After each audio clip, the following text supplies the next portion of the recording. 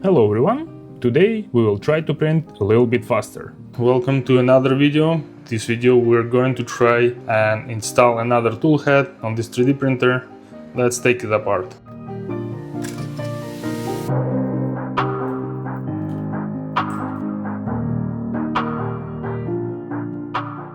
And here is fully assembled toolhead. This is 472 grams with CNC tab and with NOMI. We also have StealthBurner toolhead right here by Big 3 Tech. And let's assemble XOL and see what will be the total weight for that toolhead and what will be total save in grams. And here's the fully assembled XOL toolhead. Within this build I'm going to use Cartographer, so I will put that part as to represent the weight of the Cartographer. I think it will weigh around the same, so we're around 320 grams. Within this build I'm going to be using this bracket. This was like $12 of AliExpress. It's pretty light. So we are going to be using Cartographer mounted right here on the bottom of the toolhead, and let's install it onto the printer. Also, this setup is much more rigid.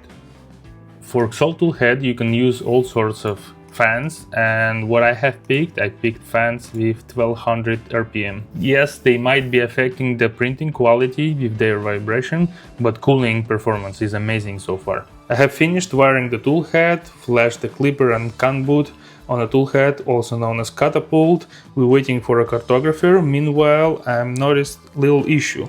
This LED is supposed to be green. I will need to check wiring. I hope I will not have to disassemble whole toolhead.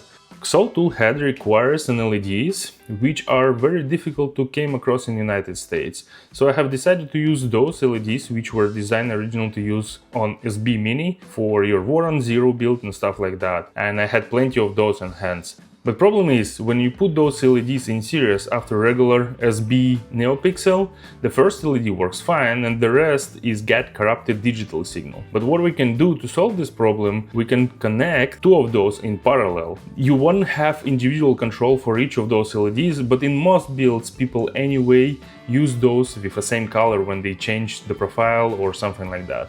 So in your configuration this will be LED 1 and those two will be LED 2, and that way you will have accurate coloring and everything, and I will show how the end build looks like with those LEDs later.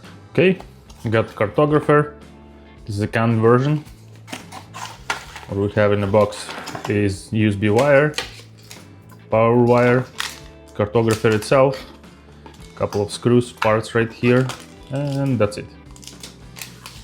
Through multiple videos posted on my channel, I get the question, why do I need toolhead board?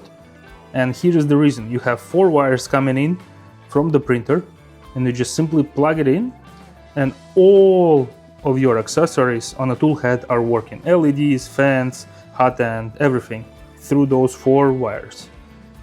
You can see right here, if I would run all of those directly through that wire, it's gonna be thick and heavy.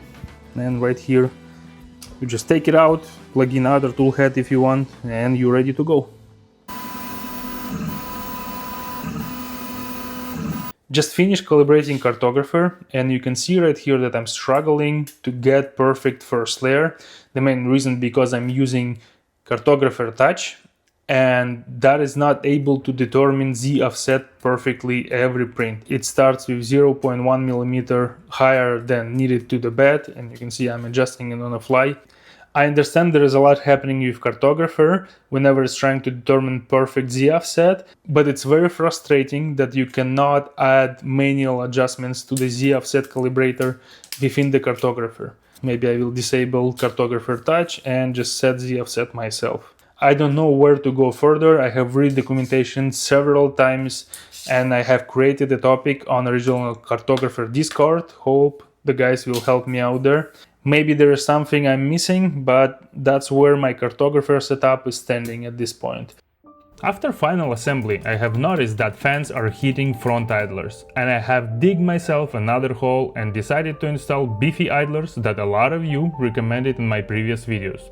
I have tried to install beefy idlers instead of stock idlers with pin mod, and I noticed that my portal is not squared. Now I took everything apart right here, all the bolts are not tightened, and I'm going to figure out what's the distance here and try to square it as much as possible using those square blocks and ruler. Maybe I will use calipers, we will see. Definitely not my day today, was flipping 3D printer back and forth and one of the linear rails came off and sand balls flying all over my place. You can see right here how many actually missing, so I have to buy new linear rails. Oof. I think I'll stop playing for today. I have ordered one more cheap linear rail from Amazon and swapped it with one from Z-axis, as those doesn't experience much load. As you remember, in my last video we have installed pins instead of bolts on all pulleys, but right here with beefy idlers you can see I'm using bolts instead of pins, and the main reason is that pins are longer and I don't have opportunity right now to cut those pins. Maybe later I will make a jig and cut it with metal saw, but for now I'm going to stick with bolts. After installing new idlers, I have noticed that fan shrouds still won't fit all the way and now are hitting lead screws, so I had to cut my Y-axis moving just a little bit. Watching videos on YouTube about XOL tool head, I haven't noticed anyone talking about final wiring and setup. In my build, I'm using EBB36 by Big 3 Tech. It's used in CAN mode, and the main reason because we are running Cartographer in the CAN mode as well. You can see right here yellow and the white cables, those are for CAN connection low and high. And then you also can see we have red and black wires going in I2C connector on EBB to get 5 volts for the Cartographer. Next we have motor plugged in dedicated port, LED also plugged in dedicated port, heater cartridge, 2 fans for part cooling, 1 ground wire is connected for hot end fan, and the rest is also connected to the 5 volt, because the fan we're using is a small 5 volt fan. I also plugged in tachometer in order to track RPM of the hot end fan. Next, you can see right here, green and black wires are coming from end stop switch, located over here. And last but not least is our white wires for thermistor. I personally prefer to use GST connectors instead of DuPonts, and the main reason is that it's shorter and doesn't hit anything up here. And the way I do it, I just cut the locker and they fit perfectly fine in this direction. And you can see I'm doing it on all connectors that require wiring in DuPont connectors. Also, I'm using included heatsink on the driver instead of the controller, because driver overheats in enclosed printers and controller feels fine on 100 degrees. It is a bit tight, but I hope this walkthrough helps someone to figure out wiring and setup. Overall, from everything I have printed, it seems to me the XOL tool head cooling is much better.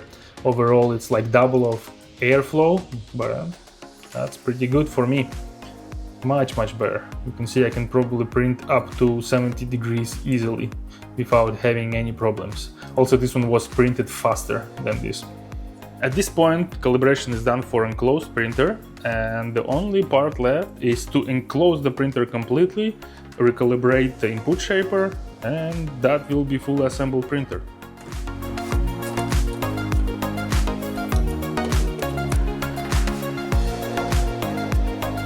There is one more thing I want you to know, as originally during this build I have decided to use sensorless homing for X-axis with my Manta M8P board, and that was a huge mistake, as I have spent full day debugging motor skipping. Who would have thought that sensorless homing can cause such performance degradations on X and Y axis? I think this video definitely deserves your like. Let's look at the quality. Here's our print cube. And we definitely need more cooling, but other than that, this is actually pretty nice considering the speeds we've been printing at. Thank you for watching, see you at the next one, bye bye.